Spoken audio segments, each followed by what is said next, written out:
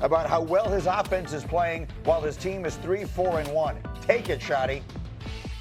None of us have done good enough. That's real. I mean, our scorecard is what it is, and that's not just, defensively, that's offensively, We're a football team that's 3-4-1. You can take the stats on offense and shove them up your ass. As far as I'm concerned, is what it is. We want to win. Yes, that's what I want to hear my coach say. That guy can coach my team anytime. You take that. What do you think of that? You heard it, but I'm so fired up I can't even finish a sentence. That's the way I want the coach of my team talking when they are underperforming. That defense sucks so much. It is destroying their season, right? They're so bad. I got a stat to stick up your you-know-what. Go ahead, tell me. Whoa. Let's be careful. Dallas is averaging 30.8 points per game. Yes. On offense. There hasn't been a team that has averaged 30 points per game and missed the playoffs since the 2004 Kansas City Chiefs. So, it's been 21 years. This defense is that. And to me, that's Schottenheimer saying, hey, defense, we're not having this. I like that he is getting involved in this. How did you take it? 99 PFF score on Coach Presser.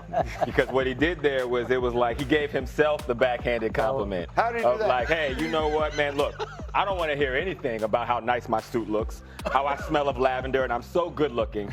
And basically, I carry this show every single Thursday. We need to be better in our ratings, and everyone in this room outside of what I'm in charge of needs to do a better job. And until that happens, I'm not satisfied. That's smart. So if he managed to pull that off, even more respect for it. I'm all in on it. The Cowboys should. That offense is too good to be home watching in January with the rest of us, and it's going to be. And that to me sounded like a coach who's frustrated about it. Yeah, he did the right thing by sitting in front of a podium and being like, it kind of takes all of us. He did the whole thing where he's patting himself on the back in the long way.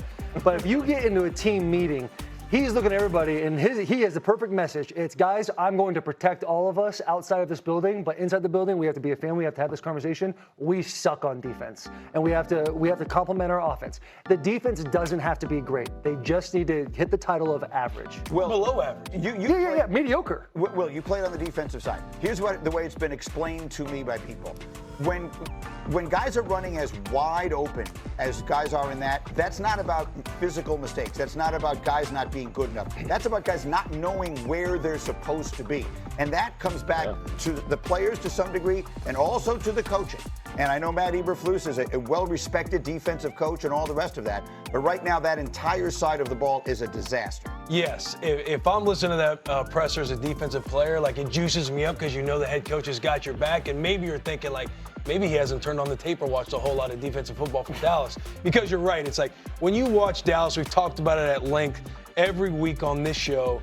But anytime you're turning the tape on, it kind of baffles me to see some of the things that they're doing, whether it's schematics or how the guys are taking practice to the field, whether you're in just cover 4 and you're a 3 player and you got to push to the next 3 and their eyes are just in the backfield. There's guys running wide open and on concepts to where it just shouldn't be happening. So I have no clue unless I just do a deep dive and then go Danny O next week on starting to break down coverages, which I might have to do. Right. But it is why I'm kind of watching this. I'm telling you in advance, you're not going to be able to do it because Rex Ryan, who knows as much about defense as any human being alive, watches the tape every week and says to me, Greeny, I don't know what they're in. I don't know what they're trying to do. So, the defense is a disaster. Dan, what are we seeing? All right, so one, historically bad defense. Yes, it could be the worst defense we've seen in the NFL in the last 20 years. Whoa. Let's also be honest about the offense. In their 4 losses, they averaged 21 a game, 22 a game.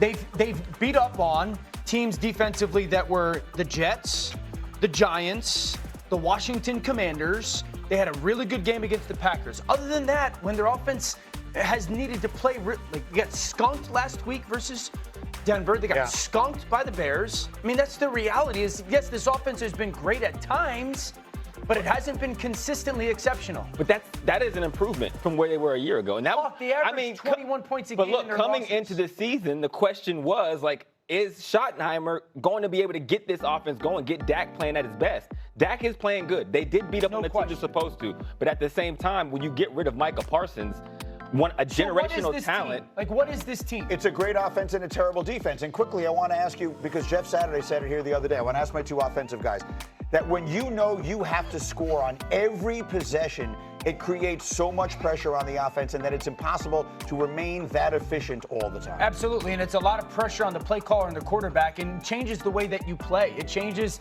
the decision-making of a quarterback. I've been, on a team with Matthew Stafford where defense was giving up so many points, and I remember sitting on a plane ride home or whatnot and scoring 35 and losing 7, 8, 9 games in the season and looking at him, and he has just this look of defeat.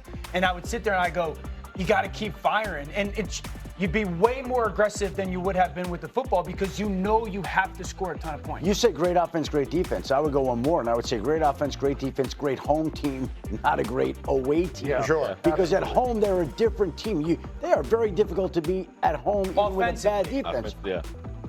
It's tough to win in Dallas, but when they go on the road outside, they just have not been the same team. Any chance they make a move between now and it's something on the Give us something, Shefty. Listen, everybody wants Charles Haley to walk through the door. Everybody wants Micah Parsons to walk through the door.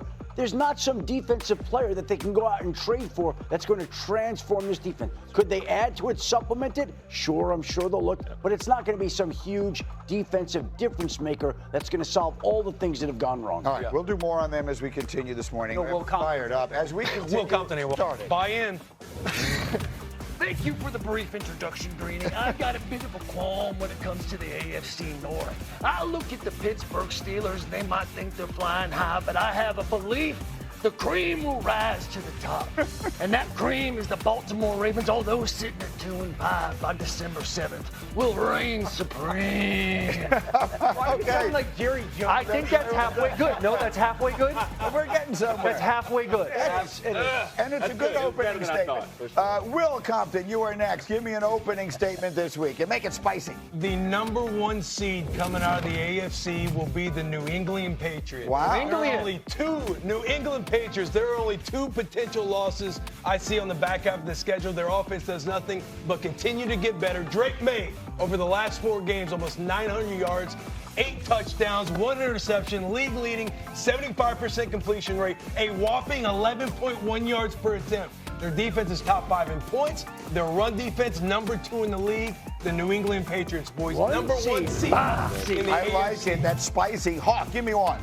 Yeah, Tucker Kraft is the best tight end in the NFL. And I've been sitting on this for a while, but I think last week really brought it to the forefront. He went down the field.